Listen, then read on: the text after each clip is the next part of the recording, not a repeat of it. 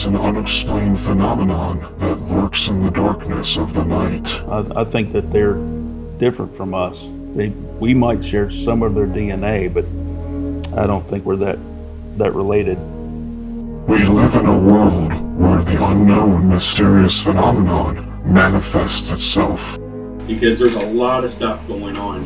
And this is stuff that's being told to us by people who know about it, who are part of, the wildlife community. Could they be explained? The last time I'd been to the park alone, I thought I saw a very large dark shadow, at least in that. Hello folks, my name is Chris Fringe, and tonight, join me as I discuss the unknown phenomenon that lurks in the world.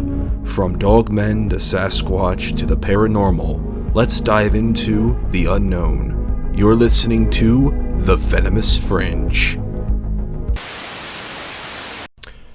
Good evening, ladies and gentlemen, and welcome to another edition of The Venomous Fringe. In tonight's episode, we're going to have Bryan Bowden come on the show. Bryan Bowden is a cryptozoologist and a UFOologist researcher stationed in New York. He came on my show last year along with Al Santiago for the 10 Tales of Dogman. He's a researcher in New York, and his interesting thing that he does, besides researching with the Dogman and UFO phenomenon, he has a very open mind and he has a very honest, discreet manner of how he presents things. So it's going to be a very good episode tonight. It's going to be nice to speak to him and catch up on the phenomenon in the world of the unknown.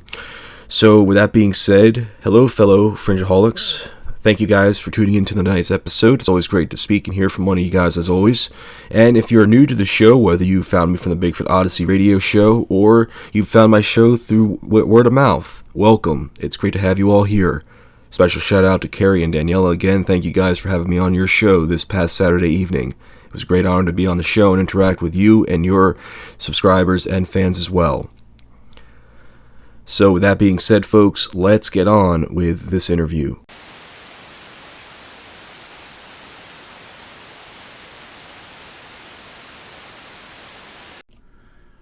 My guest at this time is researcher Bryan Bowden. You might remember Bryan from the 10 Tales of Dogman miniseries we did last year. Tonight, Bryan comes back to the show to discuss more of his research. Bryan, welcome back to the Venomous Fringe. How are you doing this evening? I'm doing great, Chris. Thanks for having me back. Been a long time. Definitely needed to be done. So, good to be here. Oh, I agree. I'm glad to see that you're doing okay and things are well. It's funny because we're not too far apart from one another, and the whole research aspect of things is pretty interesting in our states recently. But one of the big questions I'll ask you is, has there been a huge uprising in research by you lately? There are a lot of sightings of cryptids, and what's taking place with these cryptid sightings is there's either a pre or post UFO / unidentified, some kind of object light anomaly taking place. So people are having an experience with like a UFO or something to that effect, or strange lights in the sky. The next thing you know, there's a cryptid sighting, and then sometimes there's a post sight, UFO sighting as well. That being said, there's some strange things also being cited. The Rake, that white, milky white creature that a lot of people are, there's a great YouTube video of this thing online of this guy's in his kitchen talking to his buddy, and he has his iTablet, and he's videotaping. Outside, you see this white, milky creature called the Rake kind of slowly creeping up to his house. There's a lot of those sightings now. So I don't know, there's some strange stuff going on. Very, very strange stuff. And I heard a great theory recently at the PA Bigfoot that we can go into. It deals with religion, but I'll save that for a few more minutes. I agree with the whole uprising with the whole cryptid and the discussion on the Rake. Now, See, the thing with me, Brian, is that I am young enough and bold in a sense to note on what creepypasta is, and I know because I used to go on the forum all the time. Yeah. But one thing that I have a bit of an issue with is that people are taking a creepypasta story and turning it as if this creature out there is the Rake. I mean, would you classify it as the Rake, or would you consider it more of something totally different than being called a Rake? Well, I've seen some video of this this alleged creature. I've seen some pictures of it, and yeah, you get to the creepypasta and what is it, Thin Man, and all this other stuff, and people start making stuff up. And it begs the question. Somebody once said, sometimes you know, our thoughts can be projected and become reality. A thought is actually a living energy.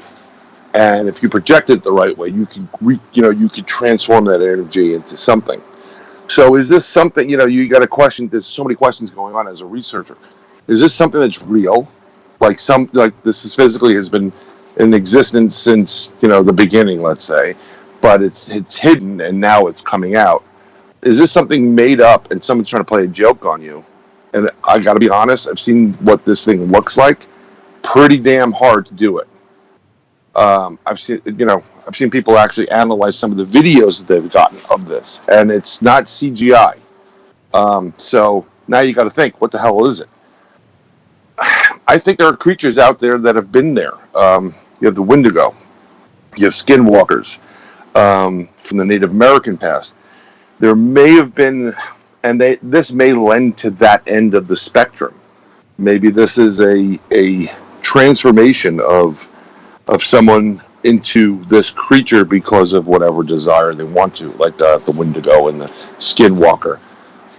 Either way, it's pretty damn creepy. It's more creepy than you would expect. And I just, I need more evidence. I need to be at a place where it happens. I need to see it physically. In my case, everything's leading to believing in it. But until I do a little more investigation on my own, I'm not going to just take it for face value.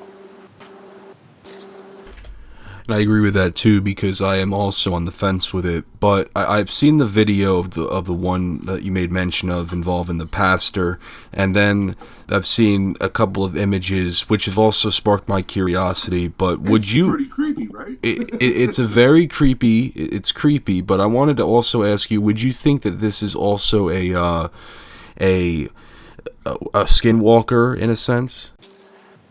No, because skinwalkers, I believe skinwalkers are more.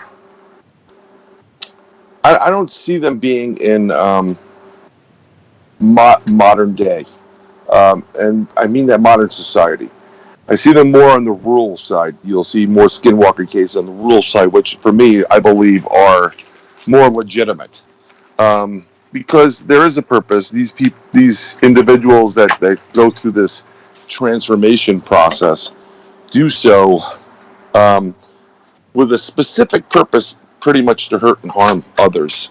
For the most part, I don't care what anybody says. They're there to hurt and harm people. And to have this coming out in modern society, us today, have it come out in New Jersey someplace, like at the mall or whatever, Freehold or Brick or whatever.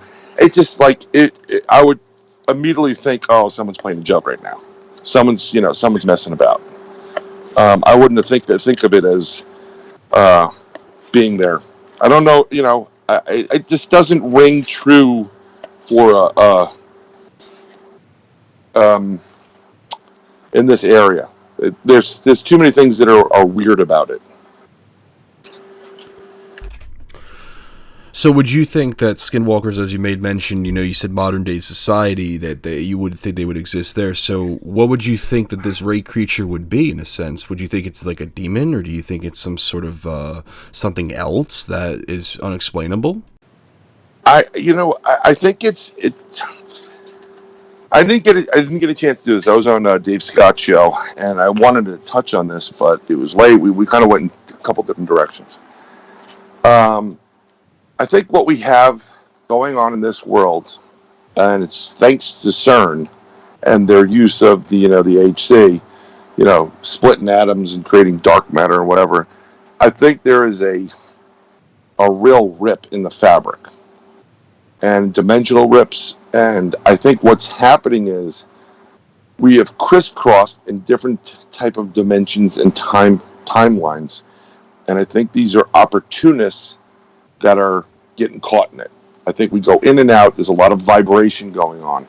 It's getting a little bit, I'm just trying to get into layman's terms, not get so technical on the, different frequencies that are taking place.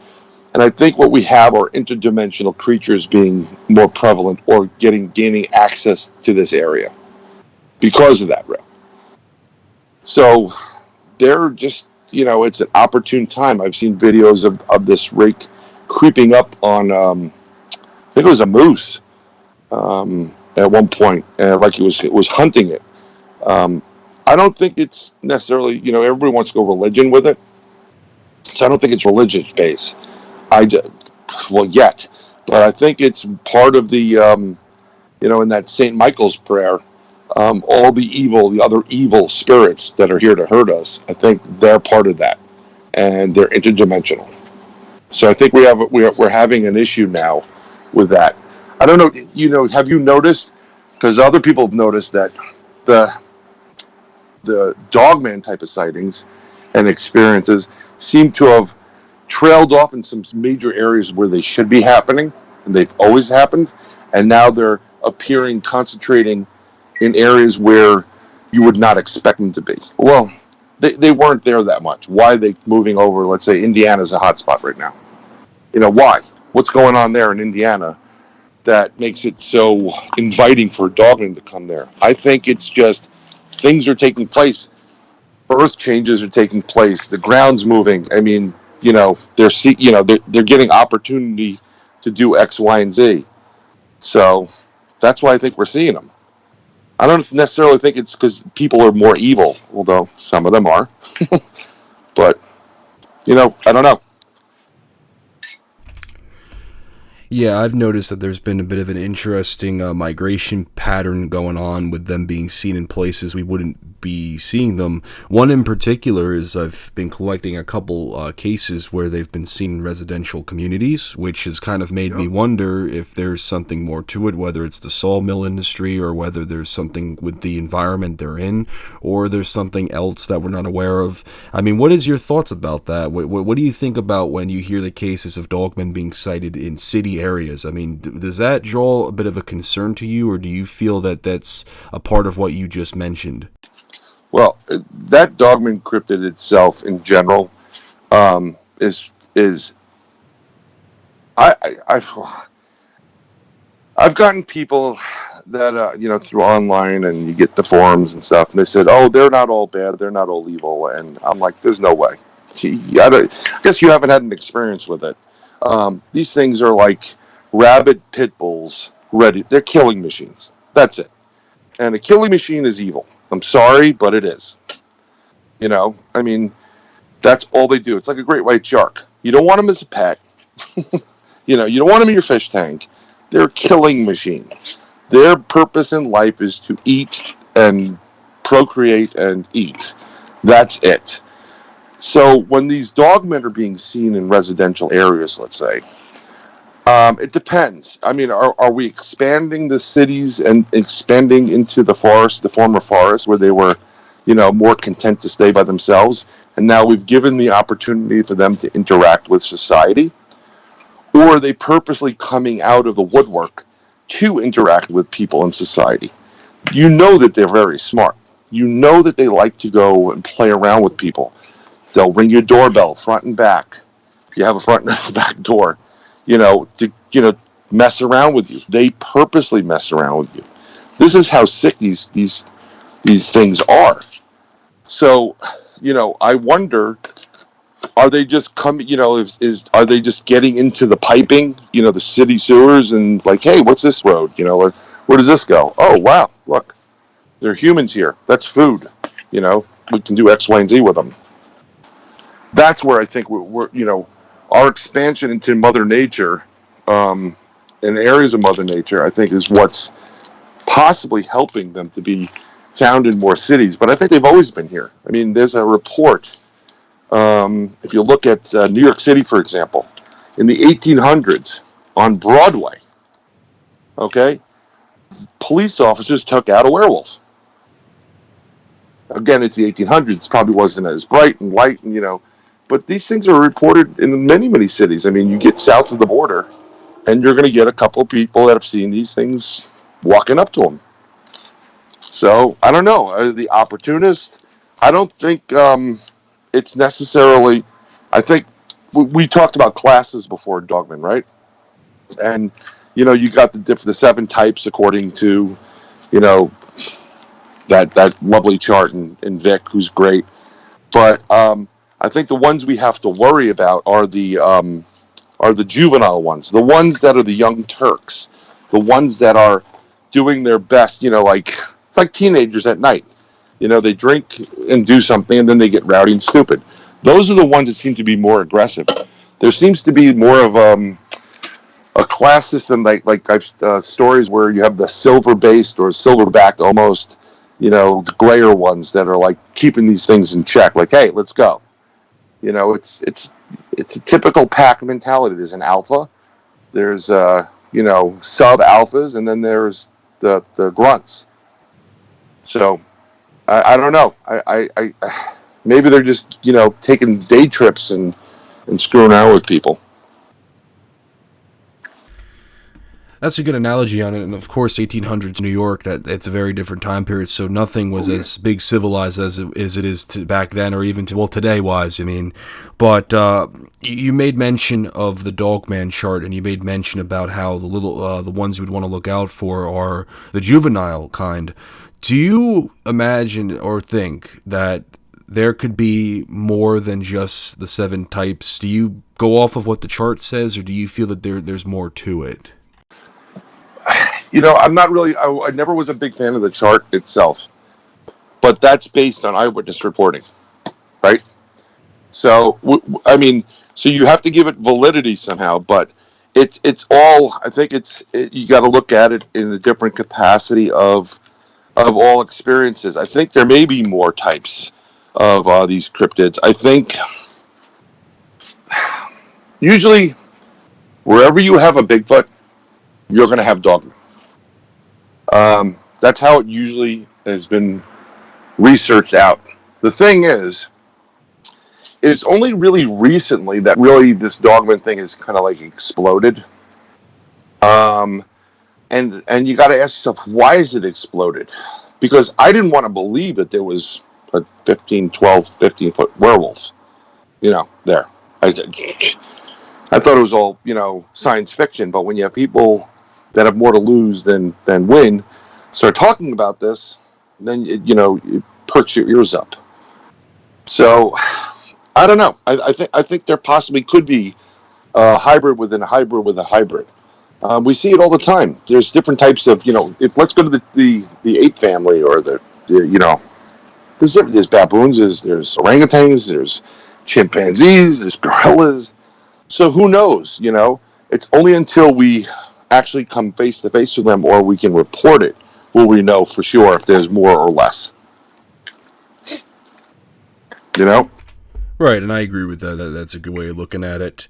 We mentioned Dogman, and I think it's already best to just go into it. I know when I had you on my show last time, you had made mention of Nuclear Lake and the research you've done there. Can you tell us a little bit about, since the past year, what you've been doing in the Dogman realm of research? Well, we've had a couple different reports in New York State. They hit us up on the BPS hotline, or Al, who started the BPS, he'll get something from some people. I'll get stuff from other people, and Al and I are, you know, we talk every day. We're each other's new wives, as our wives say. But there's been reports, but they're not as frequent as they used to be. I know that right off the bat. They're really not that frequent. So we're getting reports and sightings in New York State, Western New York, mid part of the state. People, there was a woman that drove up to her house, and I can't reveal names, and I apologize, but part of what we do until we get permission from the people that contact us to kind of give a name or more location, we can't. Confidentiality is really important, and many people these days have loose lips and they sink ships. So I'm going to be a little bit vague, so I apologize. We had a woman that was had her kids in the car, and she's driving home, and she lived very rural and near a camping site. And she pulled up, and she just felt uneasy about the whole damn thing. Getting out of the car, there was no birds and there was no sounds. It was very unusual. Her kids were actually sleeping in the car. Normally what they do is they pull up, take the kids out, one at a time. They'll carry them into the house, whatever. This time she felt very uneasy. Her husband wasn't there. Just didn't feel right. And, basically she literally picked up both kids. She's a very small person. Picked them both up and got them into the house. She couldn't get in the house fast enough. That's how scared she was. She couldn't understand or why. She just knew that she was uneasy and there was something very close, like when something's not right, you walk into a place. That's how she described it. Later on, her husband comes home. She explains it to the husband. He has the same feeling. He was about to go out and do a little hunting. He started to, he was listening to another person's show that we all know and love. And the bottom line is they've seen a couple of very large bipedal canines by their house and messing around with their house and footprints in their house. So we're it's a big state, New York. It's not very readily easily just like, hey, let's go, But we're going to be heading up there. We're going to be doing a couple days worth of investigations, and we're looking for evidence. We're looking for prints. We're looking for tracks, but the reports in general are few and far in between right now. They were bigger a couple of years ago, but now it's few and far in between. And as probably very well that we're not just a New York State kind of thing. We I go into Delaware, I go into Maryland, Virginia, Connecticut, everywhere. So if there's a report and I can get to it, I'm going to go get to it, and we're going to contact people. But those reports to Dogman, very few so far. I don't know what's going on in Jersey right now, because I really haven't been paying attention to that state. But it doesn't seem like it's really picked up a lot. Do you feel that with the lack of activity, it might have something to do with the environment, or do you feel it has something to do with maybe there's another agenda to it, perhaps, maybe? Do you think? You know what? We were thinking about this because I was talking to Butch Witowski. Butch, hope you're feeling better. And about this a lot. And the fact is that, like when I was telling you before, there are more, sightings? UFO-based sightings and these stranger kind of cryptids coming out. That's what the reports were. Even in the lichen loop, as Butch likes to call it, where over there in PA, which has this huge forest, where there are always reports, it's been very sparse. And you got to ask yourself, why? What's going on that it's so sparse? Are they moving locations?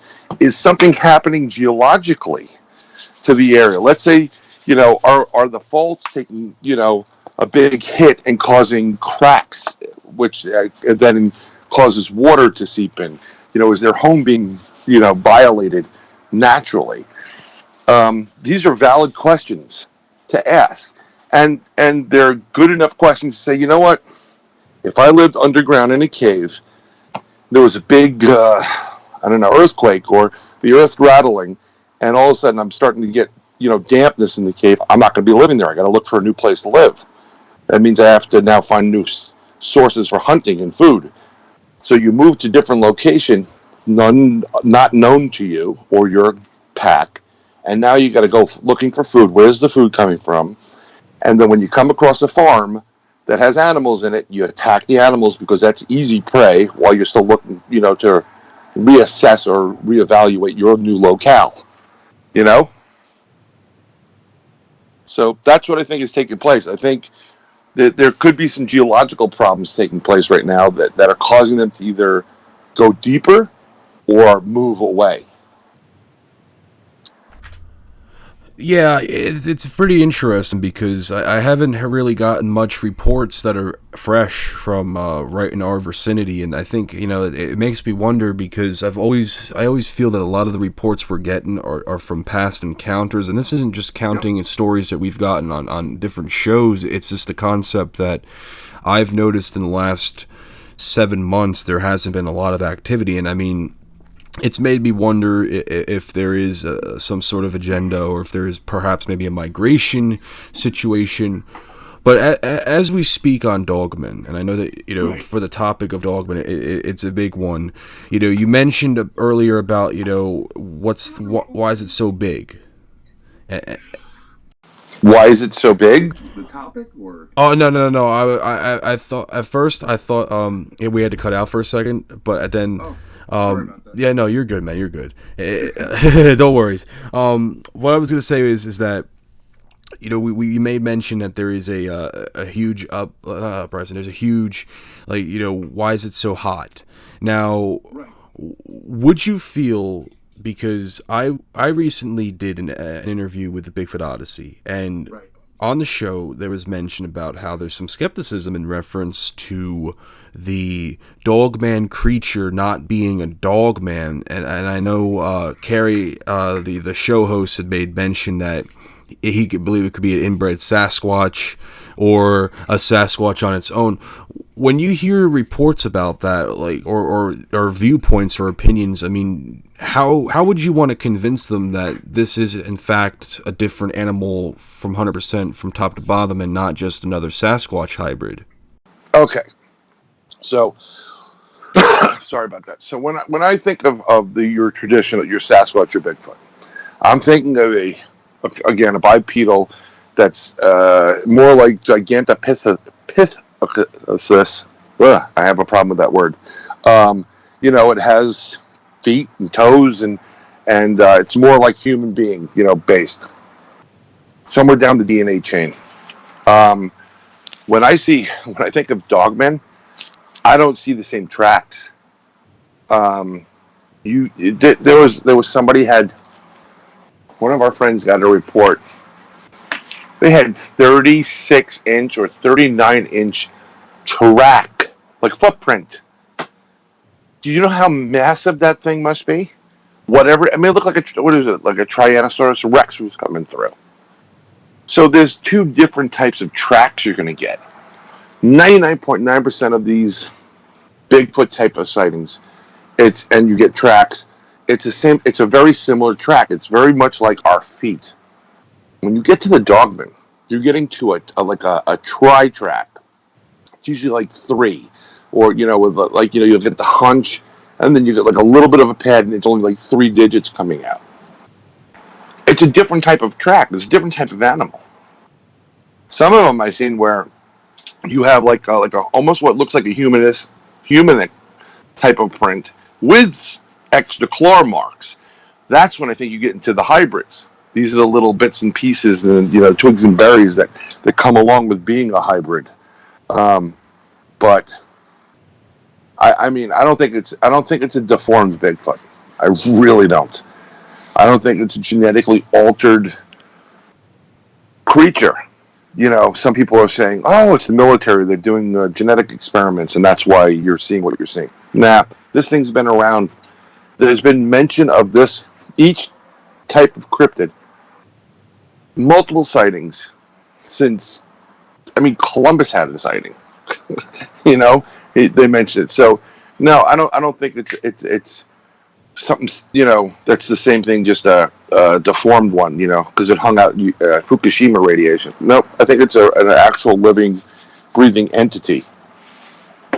And you know what? Until you can wheel one out on a gurney or in a cage, we'll never know. We have to go with what we have. You know?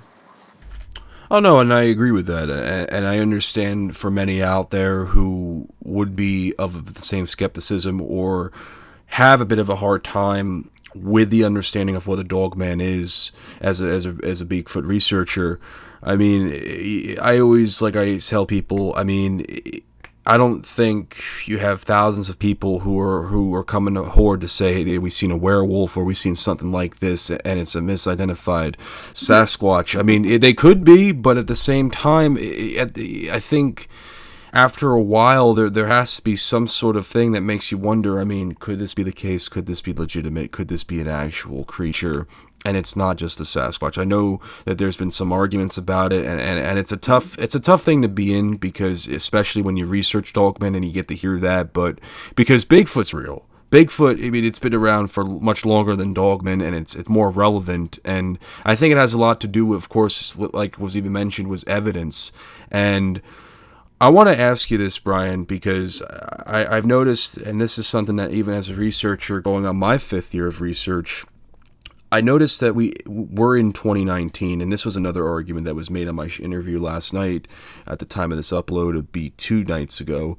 There was mention about how with the digital age, with computers and cameras and high tech, even cameras on phones, why isn't there a good image, or why isn't there some good evidence out there of a dogman, or at least evidence that is high resolution quality, or something we can look at? And not counting your evidence, I'm counting, like, why hasn't there been anything even prior, before you had your own evidence showcase, or something that could be of that? Like, why do you feel that there isn't enough evidence out there to provide the creature does exist and it isn't a Sasquatch? Thanks for asking, Chris. No. This is bothering a lot of people. And before my encounter, my really main encounter with a Sasquatch, Bigfoot, Nuclear Lake, I would have thought you were crazy if, when people used to talk about, oh, they telepathically talk to me, and they transported, or they were telepathic, and they were able to go in and out of dimensions. I would have been like, oh, okay, cool. You know, like, this one needs help. But through my experience, when I had, you know, something that's about 1,000 pounds at point A, where I am, in under a second moves to point B, which is about a mile down the road, the only explanation for that, in my opinion, is that it could do something to move itself quickly from point A to point B. So the only way that I can think of on a science scale is it's able to open up, get rid of time, space, and open up a portal, go into the portal, and then come out of the portal where it wants, and it'll know it's a mile away. So, that being said, there's a couple of investigators that are having a very hard time with the interdimensional aspect, and this is what's going on. This is the fight's going on, because as a traditional investigator, I don't want to believe this stuff.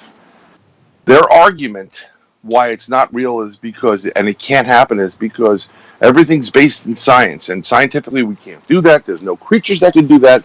It's impossible, and that's why it is. It's not part of nature, yada, yada, yada. Well, here's my thing. I think that these creatures use infrasound as a cloaking device, for multiple reasons, but as a cloaking device, which does have an effect on the nanoparticles in the different spectrums, light waves, light spectrums, sound spectrums, and that interferes with cameras. And that's why. And they only do this purposely. It's a defensive mechanism. It's kind of like a skunk. You know, before the skunk sprays, the skunk, when it's walking through the forest, you know, it hears a crack or whatever, it always leaks a little bit of its scent. So people know, oh, well, that's a skunk, and if I go up there near it, I'm going to get sprayed. I'll stay away from it.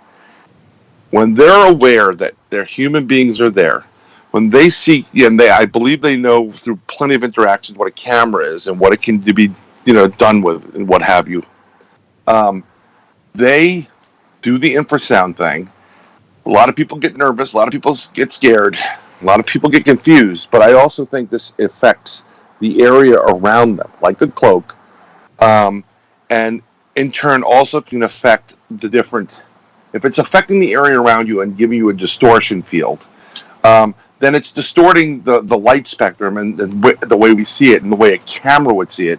So that's why you don't get a full crystal clear picture. I can't prove it because I don't have a Bigfoot in front of me, right? As a test subject, right? We don't have Bigfoot. Like, oh, just give me a Bigfoot A. Let's try this.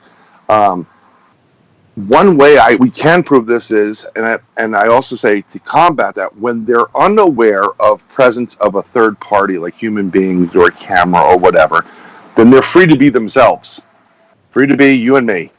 And they have no need to put the cloak on because there's no worry there. There's no defense mechanism. They're just hanging out doing whatever they're doing. And I use this as an example. A couple of years ago, there was a video from an eagle camera. I think it's in the Pacific Northwest. And it was a nest, so the eagles were going to be born. And the camera was so high up, if you've ever seen an eagle's nest, they're pretty high up. The higher, the better for the eagles. And you can see the camera, it's pointing down at the eagle's nest, and you can see over the eagle's nest edge, down into the forest. That camera caught pretty damn clear what looks like a monkey swinging and playing around on the floor of the forest floor. That was the best, clearest, with the exception of the Patty video, in my opinion, best, clearest image. Because this thing didn't have to put its defenses up. Okay? It wouldn't have to put its defenses up. Two, not only, I have a problem also with the fact that most of these digital cameras rely on signal waves, radio waves, light waves, and what have you. I want to see more people take out non-digital based products to film with. And I want to see what the results are going to be. And I can almost bet you'll get better, sharper, cleaner pictures because it doesn't rely on that electronic end of everything. It's instantaneous, it's real. It's very hard to manipulate that field. Electric waves can be manipulated. We're going to get 5G now.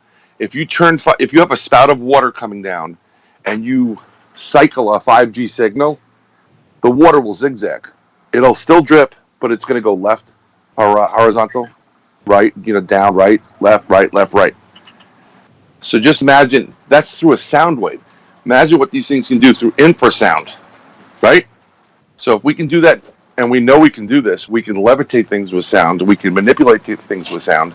We've been able to take objects and dematerialize them from one spot to another. So why is it unheard of that these cryptids or creatures can't do it themselves?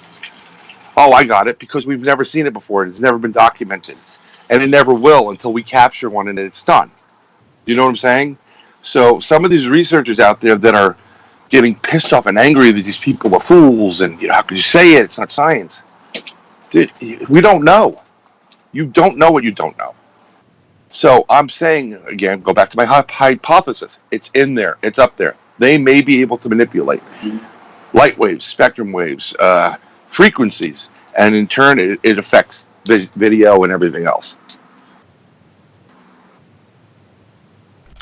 So I don't know if that was too much. I mean, no, it's a good opinion on it, and I mean, basically, to summarize it, you believe that the Dogman, or in general any cryptid, has this infrasound ability that could easily wipe out any type of digital, anything digital. So basically, digital manipulation in a sense.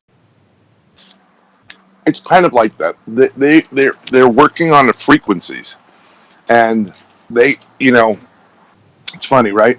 So a lot of the Dogman, when you get out the Dogman, right? People, if you remember some of the older interviews, they locked their eyes on them, right? The eyes were locked, and it's almost as if it was reading its mind and thoughts. And they had terrible nightmares from this thing. We don't know what other creatures' abilities truly are on some things. You know what I'm saying? Like, this Dogman could have the same type of infrasound ability, be able to manipulate things. I'm not saying wipe stuff clean. I don't know that. I'm saying just be able to harness the sound waves and do what they want with it. Okay? The U.S. military just published something that they just published in a paper, I think recently, one of our people in BPS put it out, Cindy, because she studies a lot about drones and stuff. But they have this thing with sound waves, and they used it in the Iraqi war. Okay, and what they did was, which is sick. Jesse Ventura did it in one of his conspiracy shows. They can be anywhere they want in the world. You can pinpoint somebody, and as I'm talking to you right now, or if I was whispering in your ear something, like, you really want to give up, don't you? They were doing that to Iraqi soldiers who were pinned down in foxholes throughout the desert. These guys gave up in droves, and they looked like they'd been through hell. They were scared out of their minds. This is a product they use. You can send sound any place you want. So if we can do this artificially, who's to say we couldn't do this naturally? We're talking about a species that may not have evolved fully, but has evolved enough and has enough abilities and skills that the potential for them to be able to do these things is there. And you may not want to admit to it, but until we know for a fact, you have to put that there in the equation, the potential of it being there. So maybe they can do that. Maybe that's, you must have heard 1,000 stories. Like, I had nightmares. I see them in my dream. It's also, the curious mind. Maybe they take advantage of a loophole, and when you're scared out of your mind through all that, the craziness, they can slip in under the radar, and I don't know, send sound waves your way that you can hear them speaking in your head. I haven't had that experience yet, so which would be kind of interesting. But I did, when I kind of got the heebie-jeebies in Maryland, where I heard something coming at me at the 12 o'clock, and then I heard something sneaking up on the 3 o'clock. I don't scare easily, but my skin started to, I got the goosebumps, and I said, something's not right here. This is bad.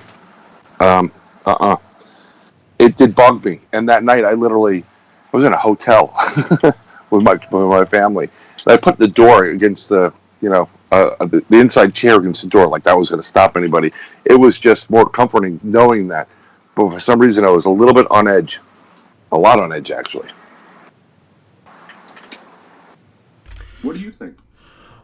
Well, I mean, in my opinion, I feel that if why there isn't enough evidence out there is kind of close to the total opposite of what you might think. But for me, I just see it as we have a lot of conspiracy in our world. There's a lot of elite type scenarios that are being pulled out that really do strongly play a factor. And of course, I think if these creatures do have some sort of capability or some sort of ability that could be able to have some sort of manipulation or have some sort of connection to somebody and to appear in dreams or to get rid of their photographs, it's something that, like you made mention, I would have to see it to believe it. I'm one of those type that would have a very hard time to have that be told to me. I mean, I made mention to you earlier about somebody who thought that a Dogman was a wizard. And I agree with you because it's such a far outreaching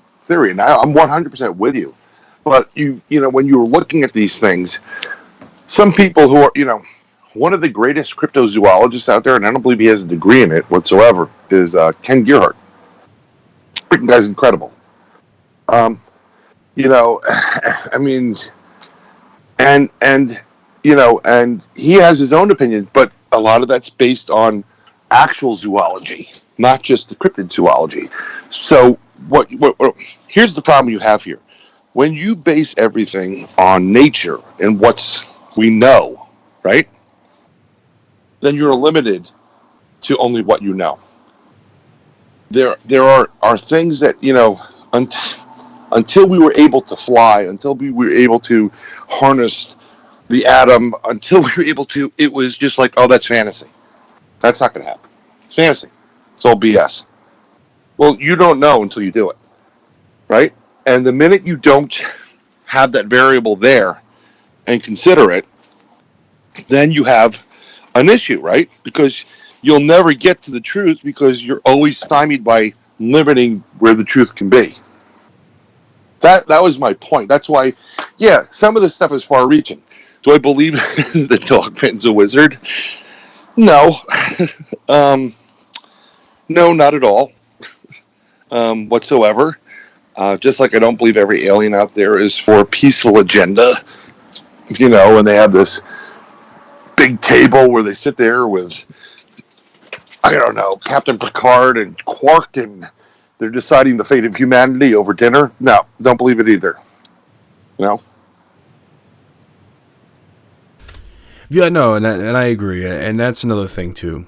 I just feel that if that is the case, I mean, I'm one of those people that I have to see it to believe it, and I know it's a tough thing to kind of leave it off and close bare bones with that type of statement, but it's just the principle that, for how I see it on the research end, I would just have to see it in order to convince me, and that's just how I am, and personality-wise, how I would take it. I know it kind of sounds stale, but, I mean, at the same time, it's also good to think about that type of belief, because it does make you wonder, I mean, is there more to it? Is there a catch, a hidden cinch, you know?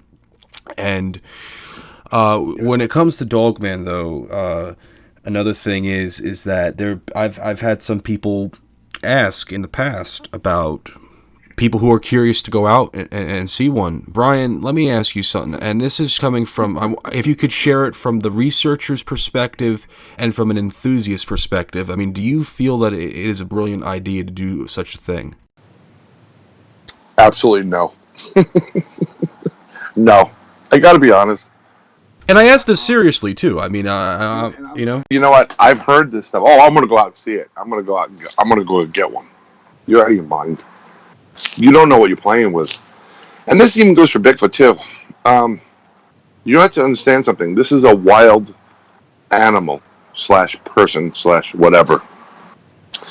It's like that video that I saw just a couple weeks ago where the family was up in the Yellowstone or something, and then, you know, they were just the arrogance of the human condition that they want to get as close as possible to a wild buffalo, not considering that this 1,200-pound beast is like, I don't want you to get that close to me. And it naturally reacted, and it threw their daughter up in the air 9 feet. You know, these parents, that's endangering yourself. You know, these creatures, it's not a dog and pony show. This is real life. This is how people get killed. This is how people get hurt. And I would never, ever recommend anybody going out there. I mean, you're curious? Wait for the movie to come out. There's some people, I mean, I have a certain threshold because I have a family. Even if I didn't, it's like, you're talking about a werewolf. You know what I'm saying? Where in any of the movies that you saw with werewolves in it, were they like, you know, hey, honey, you read the paper today? Oh, lamb's on sale. No, it's a werewolf. It's a killing machine. It's like, again, going back to it, I wouldn't want to swim with a great white shark. I just wouldn't. Leave that to the experts. And even experts don't want to swim with those things. They know what they are. They're killing machines. They turn on a dime. Why would you do that? Why would you go out there? I'd rather see a Bigfoot any day of the week. I'd rather be 2 feet from a Bigfoot any day of the week than come up to one of those. So anybody that's curious about it, read more about it. Listen to Vic's show. Listen to this show. You know, contact you. But I highly recommend you don't go looking for it. As a friend of mine who just recently passed away, who is probably one of the best researchers out there, best, you know, great source, Rosemary Guiley. She just passed away. It's a very big loss for people as far as friendship-wise and in the community. She did a book on the jinn, and when she was autographing the book on the jinn, she wrote, "Be careful what you wish for," and then signed her name. And that's what I'm telling to everybody else. Be careful what you wish for. And that's a good thing to look at, because I feel that those who are curious about it, because I've had people approach me through emails and have asked me, hey, we're going to be going out and looking for the Dogman. And I can ask them, I'm like, well, I mean, let me ask you this question. Are you a researcher? Number one, do you have experience in the outdoors? And more importantly, do you have a permit to conceal and carry, or do you have a weapon on you or something? I mean, personally, if you're going to go to the woods with a bat and try to go off on the Dogman's going to take the bat and attack you and kill you, personally. Straight, yeah, and I don't mean to interrupt you, but I'm going to tell you straight up, no. Do not bring a firearm with you to a Dogman encounter. It's a guaranteed slaughter. And not by you with the gun. They're not going to only slaughter you. If you just so happen to get away from them, they will track your ass down, and they will kill you. They will do it. When you meet it, these things don't just act solo. They're always in pairs. Okay? And you can ask... Your best research is to ask any Native American group or tribe that has familiarity with these things, okay? Because they'll tell you, no, don't bring a firearm. It's not going to do anything. You're better off bringing a machete, and I'll tell you straight up, you don't want to get that close to it to actually have to use it. If you're in an encounter, you're going to go hiking and investigating, I highly recommend the machete for multiple reasons, because you don't know what's out there, bear, mountain lion, what have you. But all that is just, that's the slicing machine. Dogmen, when you shoot at these things, I've heard stories where they're getting shot, center mass. All the bulk of the meat of that animal is in center mass. It's like shooting a moose. Bullets don't bother the moose that much. They get lodged into the leather of the skin or the fat. It may hurt them, but it's not going to stop them. That's why Dogmen don't respect it. Yeah, they'll act as if they're shot and they'll run away, but they're not running away. They're just regrouping, and they're going to go straight at you. Whereas when they see someone who has, let's say, a machete, they know that they get sliced with the machete. That's a big slice, and you're not going to recover from that. So I'm just telling you, don't go out there looking to try to kill one of these things. You're not going to like the results. It's not going to work in your favor. Well, what I meant by carrying a gun is the principle that, like, besides Dogman, you made mention about how there could be bear and mountain lion. I think safety should always be taken no matter what, even if it's a weapon. But I mean, I'm not saying that you have to go and point your 12 gauge at a Dogman. I never encourage that. But if there was a bear near, and if you're especially if you're out there looking for a Dogman, or you're in any forest region, I always think you should carry some sort of form of protection on you, even if it's just mace or something. Because I mean, like I said, you got bear, you've got a whole bunch of other wild animals. You're in their territory, so I mean, who knows? But like I made mention, I've had people send me messages all the time in reference to them going out there, and I've asked them, I'm like, well, do you even have a single idea how to even camp? Because it sounds like it's more of an enthusiastic, I want to go out and see if I can find one and take a picture or something. But and I'm not trying to disown any of those who've sent me that. I'm just as a researcher, and more importantly because it's your safety, and that would be a concern for me, especially if you've watched my show and other shows, of why you would want to take that risk, especially if you're not cautious or you don't know too much all about it, because that's setting up the precipice for a very dangerous situation. And that's hugely dangerous. When you're out in the field, by the way, if I might ask, what are the precautions you take? What do you do as a researcher when you're out in the field or the bush, whatever you'd prefer to call it? The bush, that's great. I feel like we're going out back. No, we a lot of times we're traveling and we're going in. You got to understand something. You got to know the laws too, and you have to have people. We have people that do come along every once in a while. They're in law enforcement, and they're allowed to carry. So I make no bones about it. They're allowed to carry. I personally wouldn't carry, and I told you why. No, I would carry, but having an encounter with that kind of cryptid, I would never be using it whatsoever. My whole point at that point would be back away from it so I can get away from it. That being said, when you're out there, the first thing we do before we go any place is when we're gathering up everybody that's going there and making sure everybody's safe or good enough to be part of that. Even through the psychics or the BPS, we want to know if there's any problems or issues. So if someone's going to have a problem or issue, we don't bring them along. But the first thing we do is we actually get together and we pray, and we sage everybody's equipment, every person. We say, Our Father. We say almost every religion is covered as far as a prayer is concerned. And we send white light, golden light with us. We get smoke, the sage going and get some of the smoke in the bags and on the equipment.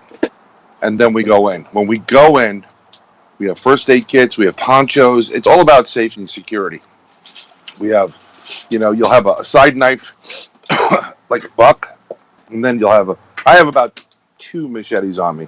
One that's a little bit more of like a Bear Grylls type of Gurkha, and then I have a traditional long machete. You get them, wherever, one of the, like Walmart or whatever the store is, like $5.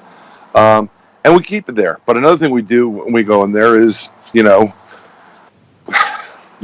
start fires. We don't do anything to upset the actual balance of the forest, for the most part. Some people go in there, guns blazing, like it's freaking Tombstone, I'm waiting for Val Kilmer. I'll be Huckleberry. I'm like, we don't need you on there. So we don't bring those people in there, but we're very conscientious about the environment, being respectful to nature, anything else part of nature, and we're also looking for tracks. We'll look for bear tracks so we know what's in the area, so what we may come up against. But like you said before, also go out and get a whole bunch of bear spray. Keep that on you. And, I would recommend some kind of eye protection, because when you spray that, you don't want it getting back in your eyes, otherwise you're dead. And that's some pretty good advice, and I think that's pretty reasonable, especially when you're going out into the woods. I've heard many cases of people who have actually had more bear encounters than dogmen, trying to find a dogman, and I think those are some great instructions and definitely cautions to take in for granted, of course, when you're going out in environments such as that. Now, a couple questions before we wrap into the UFO discussion.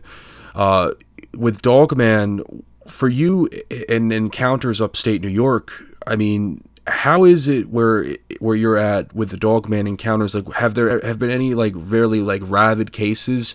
Because something that really catches my attention, and it's funny because this was in New York upstate, and there's been several reports of people who've seen Dogmen on roads or seen Dogmen around their areas, and they've also seen phenomenon of mysterious, foggy, misty looking glowing lights. Have you heard of anything like that? Well, yeah, I think I don't know if I mentioned it in the last time I was on, or with Al, or what have you, but I did forward you a couple of photos of our nuclear lake experience, and it was very interesting that I review the evidence first, for the most part. I have my own evidence. I have Al's evidence. I have anybody else that comes along with me. They have to give their evidence, but I'm sitting there reviewing it. And I keep reviewing. I take breaks. I come back to it every couple of months, re-review, and what have you. And you miss things. And boy, did we miss something. On the night of our encounter, this fog, we had a purple fog and a red fog that came in. I don't know where it came in from, but it was purple and red. And there was a lot of lighting. And we were taking pictures. So I had a grid camera. It's an Olympus camera. That's, I forgot the name of it, T something. It's really for scuba diving, but why I purchased it is it takes great night shots in no light. I used to go down to Matasquan a lot, and I go to the fireworks there. And in order to capture the fireworks, you have to be really you have to know all the timing. With this camera, you can just press it, and for some reason, the algorithm that it uses, it takes enough shots where it actually captures a great, fire burst. It's not blurry. It's perfect. So I had that. We're taking pictures of that, and in these photos, we were talking about it with someone else. We posted them. We posted them online, and someone circled back, and wouldn't you know it, there's a wolf/Dogman-esque type of thing in one of them, which is about 15 feet away from us. And in the same photo, there's what appears to be, I'm going to say giant monkey, but a Bigfoot. Conical head, really big. And they're all peering at us from where we're taking the photos. So that was pretty interesting in general. But as far as the upstate New York and stuff, I don't know. I mean, we've heard reports. The Newkirk's got a report. Somebody over in Harriman. Problem is, you can't investigate it. There's tons of people saying they want to go investigate it. I'm like, good luck. It's called West Point. It's military property. They'll throw your ass in jail. We can't investigate it. There's a lot more reports in upstate New York, Whitehall and stuff. But that's it's too far for a day trip type of thing. So, we try to get the evidence from people. A lot of people are very cooperative. They send their photos and their evidence. Some people we've been in contact with regarding these things, we don't want you using it for your own personal, look, we don't use anything. We don't take it for whatever. It's your copyright. It's your information. We just want the ability to analyze it and stuff. And when you get into this cryptid stuff, some people know what they're dealing with, they're talking with. There's a whole, financial community involved in this stuff, right? So Bigfoot's big bucks, and that's what's taking place. Bigfoot's big bucks. If Dogman's the hot ticket, then guess what? Dogman's big bucks. So, maybe some of these reports aren't as valid as one would make it. And that's a fair way of looking at it, and I agree with that as well. Going into UFO discussion, where and when was it when you first decided and said to yourself you'd want to get into the whole UFO and the whole UFOlogy concept behind unidentified flying objects and beyond? I think I was 6 years old.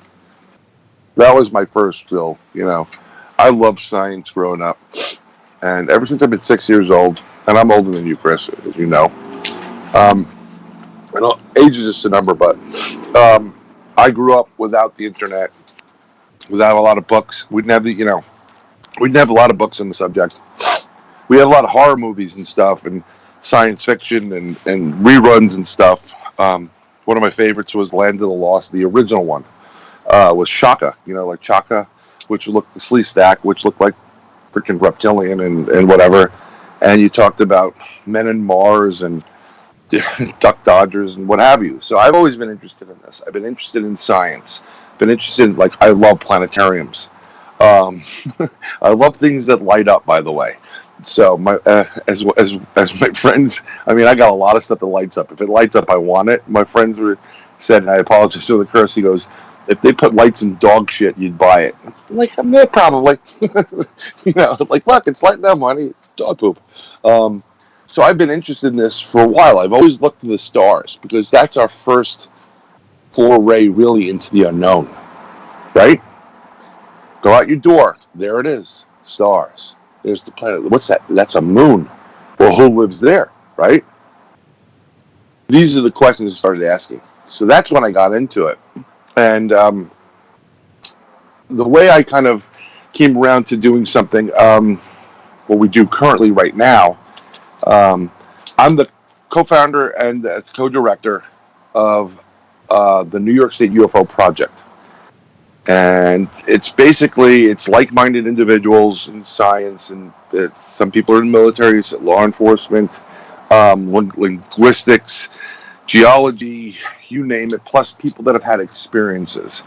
And what we do is we're researching all this stuff because we're always researching something paranormal, and a lot of times it's starting to come back to craft and lights and what have you. That being said, we also wanted to get a forum together where we can meet maybe once a month, and we can have people that are having experiences that are freaking out, don't know how to deal with it, and they can have a place to go to. They're not going to be judged. They're not going to be criticized. They're not going to be put down, made fun of, and they can discuss it or just sit there and listen, and we can help them out. So we created this because when I met Al, I met him through another person took over a meeting, like that was started by several other people prior to them, and he kind of went batty or whatever, and he canceled all the meetings. So all these people started freaking out. So they asked us, they said, "Can you do it?" "You can do it." And I had no desire to do a live meeting like that. I just had a desire to continue my research and interview with people. But I didn't, and I also didn't want to take the name that he was using, which was a meetup name or something like that, something from Meetup, out of respect for him and what they did. I mean, he put some effort and energy into it. So even though it was given to him, so we started the New York State UFO Project. We're doing it anyhow, as in BPS, we do it. Al's always researching. I'm always researching, and that's what we created. So over time, between aliens begets vampires, begets werewolves and mummies and the occult and seances and all that stuff, and it all just gels together. And it's as my co-host on our show, Inside the Goblin Universe, says, it's the Goblin universe. It's that ether between reality and fantasy, that things exist. It's that dimension, we talked about earlier. So that's how I got started in it. How'd you get started in it? Well, I'm not really a big UFO guy, as a matter of fact. I know it kind of sounds kind of like, bland, because I'm a guy that discusses cryptids and paranormal, but I think it has a lot to do with the fact that, UFOs have always fascinated me. It's just the principle that, for me, I've always had more of a bigger interest within cryptozoology and paranormal-related activity versus, of course, UFOlogy. But I also praise it because there are a lot of people out there that do study all three categories and do have a good nod on it, and that's a good thing. But I think everybody just has different tastes and interests, and that's the end result with that. But I do have a curiosity for it, and it's not just because you like it. I do have questions and some interesting thoughts on it. I just think that it's just more of just a small hobby, a field of view versus what I have built upon with cryptozoology and paranormal. Well, it's really funny when you get to the cryptozoology part of it. There's a lot of people that thought that Bigfoot and Dogman are like the pets of aliens. It's funny how you mention that, because there's been people have actually brought me theories on that, and I wanted to ask you this too. Do you, to kind of combine the fields, do you believe that there has to be some sort of cryptid or paranormal connection with UFOs? I didn't want to believe it, but yeah, I think there is a connection. But I don't think it's like, I don't know if it's like a genetic connection as much as it's a dimensional connection. I think there's a lot of things that exist in the ether, and we're unable to see them. We have these incredible eyes and senses and stuff, but other animals even that we live with today, like cats and dogs, they see things that you will never see. They hear things you'll never hear. They alert you to it. That's kind of the cool thing about having these pets. And I think all these things exist because they see different dimensions, different time, different frames, versus what we see. So I think there is a connection. I just don't know what it is. I wish, I don't think there's a universal theory, that everybody's looking for that physics universal theory, relativity or whatever. I don't think there is one. I think it just so happens that, in the travels of all these different types of creatures and cryptids and whatever, from Loch Ness to the coelacanth to Bigfoot, whatever, it's in passing, and you see things. Oh, what's that? Oh, that's a Bigfoot. Okay, cool. And you move into your, you do your thing as an alien or as a Bigfoot or as a Sasquatch, and it's kind of like part of the, like it's like the backstage area, So, but I think there's a connection there. I think they all share, they share certain dimensions. Yeah, that is pretty interesting and a good side of looking at it. UFOs have always been quite interesting for many, for historians, and also for, of course, those who have a research grid on it as well. What do you think of the whole conspiracy, or if you could give your 2 cents on it, on some sort of connection with the UFOs, aliens, and whatnot, and facilities that could perhaps maybe harnessed, or some sort of documents that could easily harness UFO connection with humans? You talking like Area 51? Yeah. Area 51, definitely an advanced proving ground for technology. A lot of stealth technology was made there. It's rumored, it's all, a lot of it is back engineered product from crashes of flying saucers throughout the world, actually. I mean, basically, if a UFO crashes, there are 3 countries that are going to be going for it immediately, depending on where it is. So it'll be China, Russia, and the United States. And they're the ones looking for it and trying to get it. I don't know if it's a conspiracy. I think it's a fact. And I've said this before, and I've gotten a lot of crap for it from other people. There's these people out there for full disclosure. They want full disclosure. Now, UFOs exist or whatever.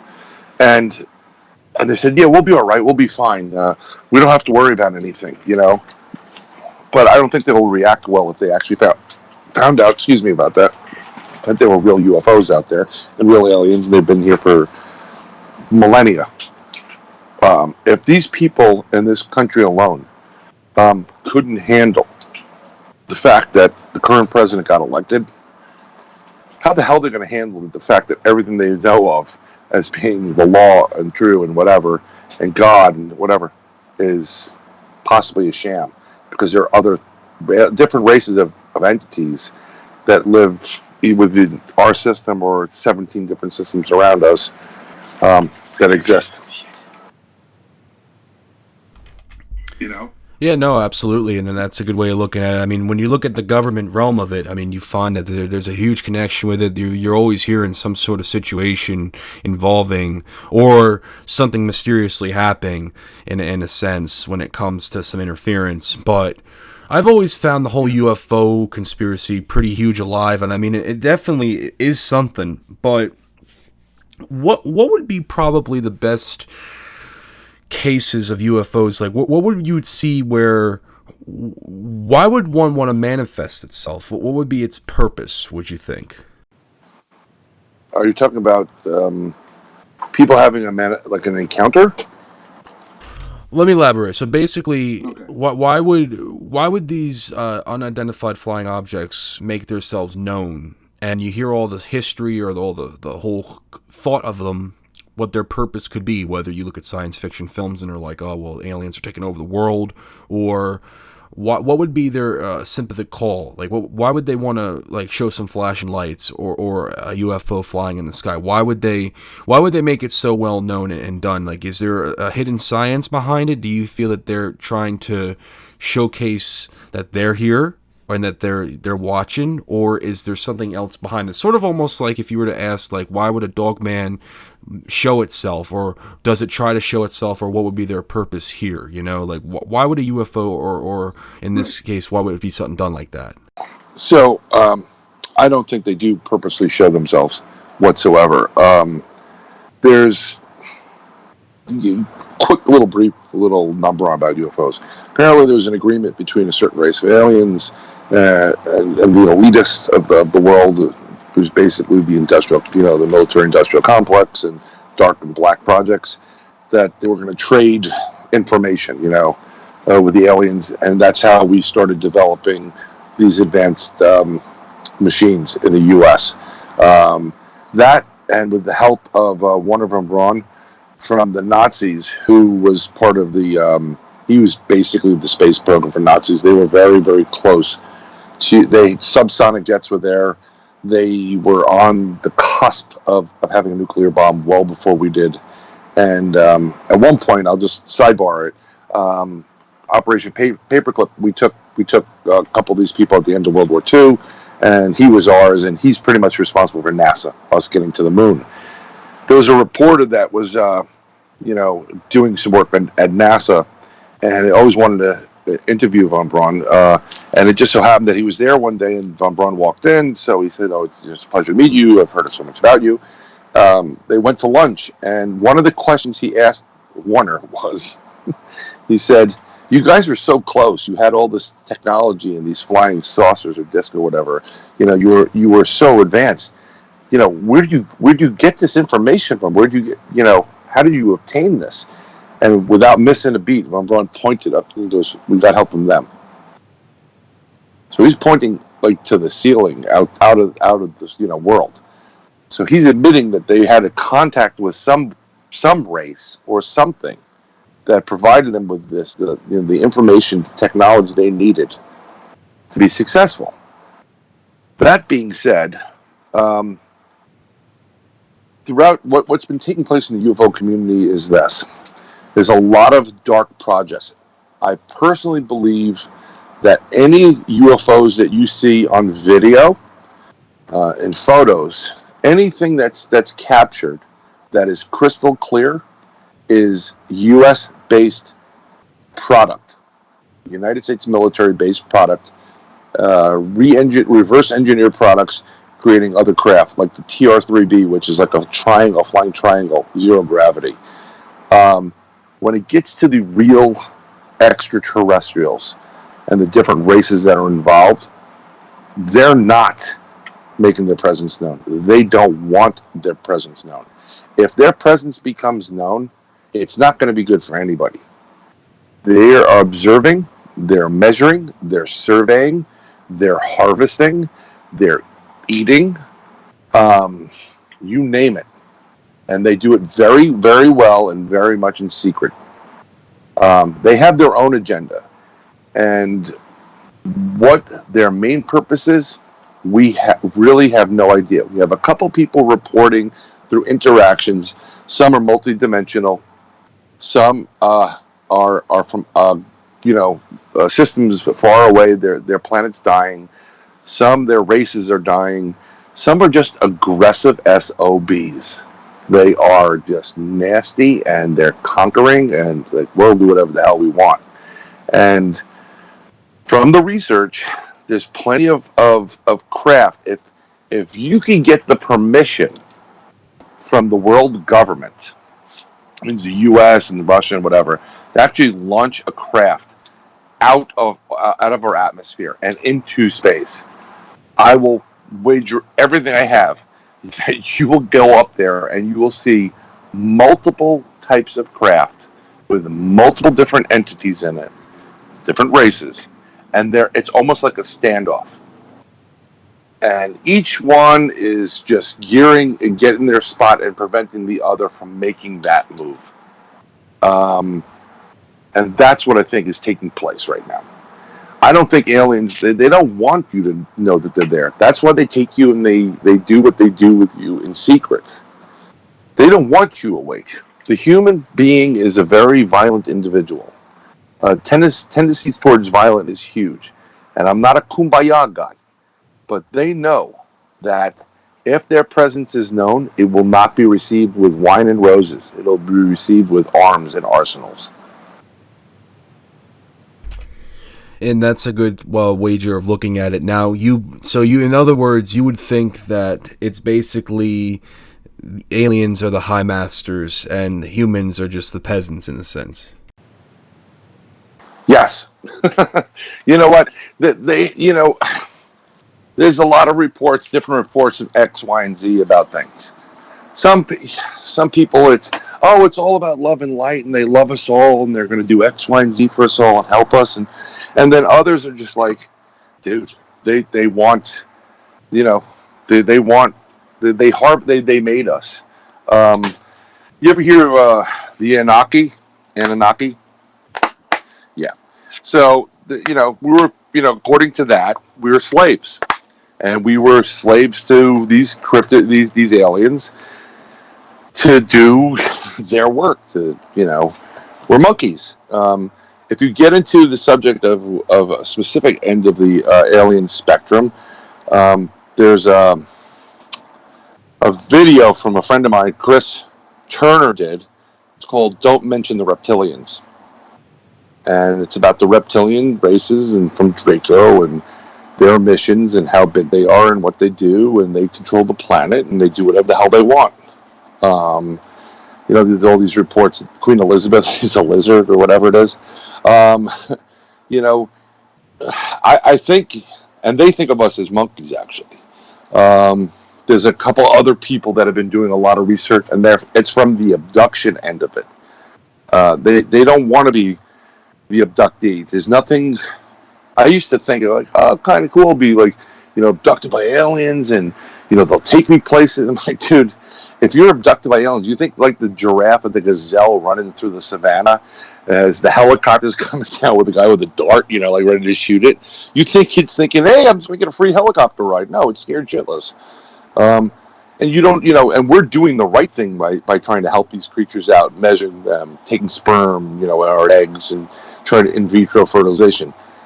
There's reports of a variety of different type of alien races that are out there harvesting people, just like the cattle mutilations and we had way back when. They're taking their they're literally taking body parts and stuff, and they're eating them. I mean, it's no more simpler said than that. They're literally eating people. Not all of them, but some of them. So, I don't know what their real agenda is at this point, but I know I just don't want to be part of all of it. Absolutely, and I agree with that. Well, Bryan, we do have about a few more minutes before we do, of course, we do our annual thing. But as always, Bryan, it's always great to have you on the show. It's always great to have you on as a guest, and I'd love to have you back on for a future episode, whether it's just to do a Dogman solely or to do a UFO solely. I'm always open for it. But before you do leave, I do want you to take some time to go ahead and promote your show, your groups, and of course your sites, everything else you got. Feel free to, obviously, the photographs you sent me, I'll throw them in as slides tonight, so of course that's evidence goes credit to you, but the spotlight's on you right now, my guy. Please feel free to promote anything you like. Spotlight's on me. So yes, so first and foremost, I do a lot of the research out of Bronxville, paranormalsociety.com. That's our website. It's founded by Alessandra Riga, who's years of investigation, years of great stories and encounters and experiences, but we do, we're each other's right hand, so it works out really great.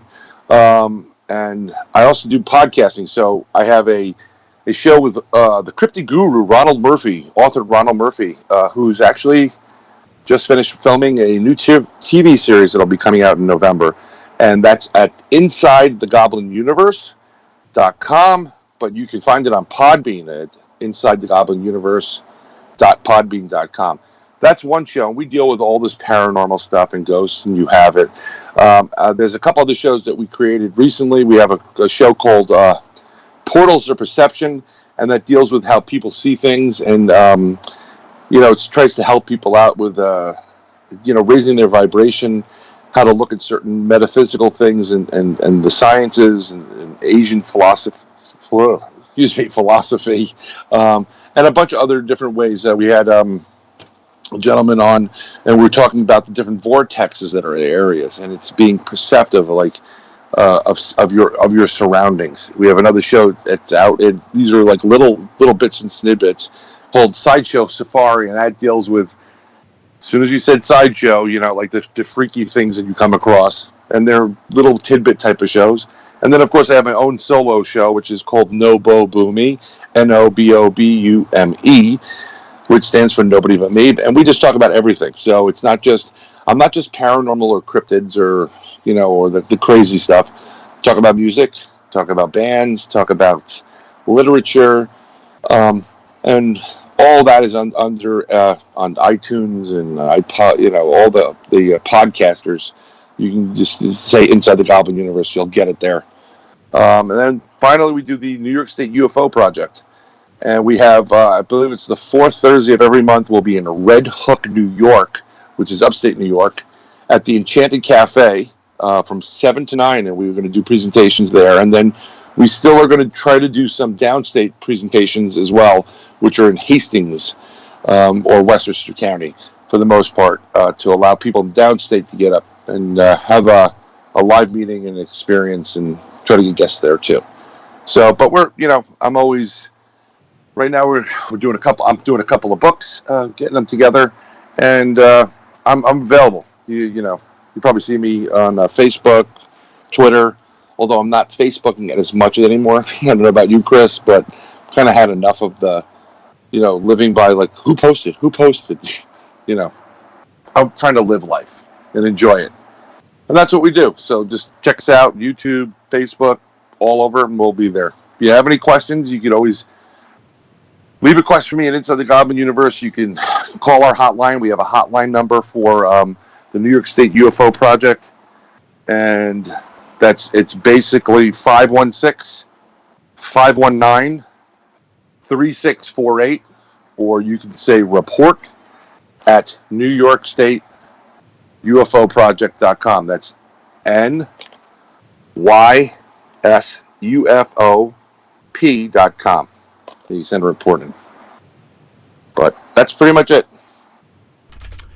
You heard it, folks, and of course I'll have those links down below for you guys to take a look at because they're very interesting and I highly recommend them. Folks, if you feel free to, and I strongly do recommend, please check out Bryan's work. Bryan's done a phenomenal job with everything he's done, and it'd be great appreciated to me as well if you just take a look at what he has cooking on his end because it's very interesting stuff.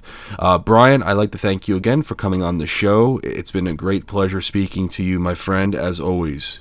Oh, yes, definitely. And one day we're going to meet down by your neck of the woods. Oh, absolutely. No, we just got to I just got to find the time, and it will certainly make it happen. It'd be a great thing to do, especially.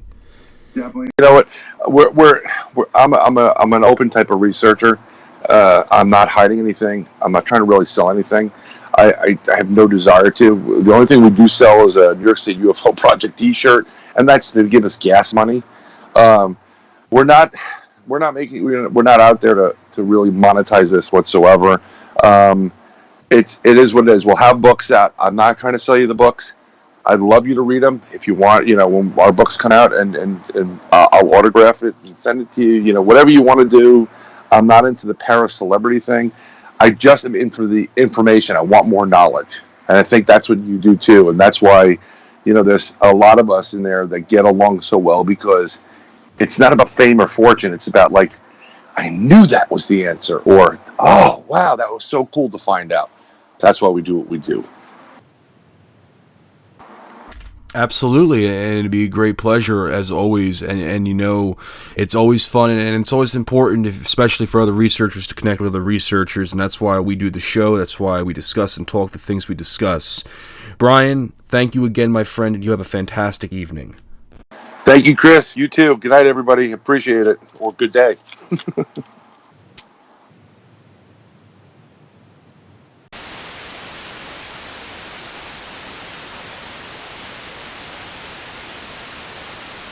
It was very interesting speaking to Bryan. Bryan has this very honest demeanor, and one of the things I really like about his research is that even though that while he might have a very harsh manner of explaining it, and I'm not trying to sell him out or make it sound like he's a bad person because he's not a bad person. I'm saying it in this way because I know a lot of people can take it as that. But when I speak to Bryan, I like his honesty and I like the manner he presents because it's an appropriate manner. That's something that should be used more often in the field of research. And I'm not saying that in a negative form. I'm just trying to put it off as that when Bryan and how he does his research, every researcher has a way of explanation. And Bryan is very straight to the point, and he tries to give it the best example, and I think he does a fantastic job of that. So it's always great to speak to Bryan. I love having Bryan on the show, and as always, Bryan, thank you again for coming on. If you have any questions for Bryan, and if you have anything you'd like to contribute, feel free to put them in the comment section down below. Next time I have Bryan on the show, we're going to have either another discussion on Dogman or UFOs, or we're probably going to do a Q&A, and I'll be glad to definitely have a bunch of questions if you have them for them saved. So, with that being said, folks, thank you again for tuning into the show. A few things before we wrap it all up, guys. I mean, if you all would like to take a look at some of these links, and it's very appropriate, I highly recommend you guys check out Bryan's stuff, whether it's his podcast, whether it's his research, or if you want to check in with his show, feel free to. Guys, I highly recommend it. Bryan is the real deal, and I know you guys would really love his radio and his comedy and what he does. It's a very good show, and I really praise what he does. It's nice. With that being said, if you would like to get in contact with me, you can get me a reach at thevenomousfringe@gmail.com, as well as if you guys would like to be a part of a Facebook group. Now, I stress this out a whole lot because, guys, I really need to get people in this group, and I'd love to have you all be a part of it. If you have social media and you would like to be a part of a Facebook group, feel free to come and join the official Venomous Fringe Cryptids and Paranormal group. Folks, here's the deal. The group is closed. If you are somebody who keeps your cryptid and paranormal interest in as a private thing, and you do not want your family or personal friends to know what you have an interest in with those amount of fields, it's a closed group, meaning that no one on your public profile or your personal profile that you know will see what you post in the group. So folks, feel free to join this group. It'd be great to have you guys aboard it. And also too, if you guys would like to donate to the show, we're not doing the YouTube partnership because of the monetization and the politics behind that. We did actually apply for monetization, but we got demonetized. So basically, with that being said, if you would like to help donate to the show and support the show, feel free to leave us a donation at the PayPal, folks. It would help us with equipment, and it would help us with research equipment as well. So with that being said, if you would like to do all that, feel free to. And join our official Discord. Like to follow us on there. It'd be great to speak to you guys and interact with you in the chat forum. The difference between Facebook and Discord. Discord is basically one of everything, but we also like to invoke the Facebook option because it's the most relevant and convenient. So check out all those links, guys. And with that being said, good evening. Have a good evening, folks. It was nice seeing all you guys, speaking to you, and take care.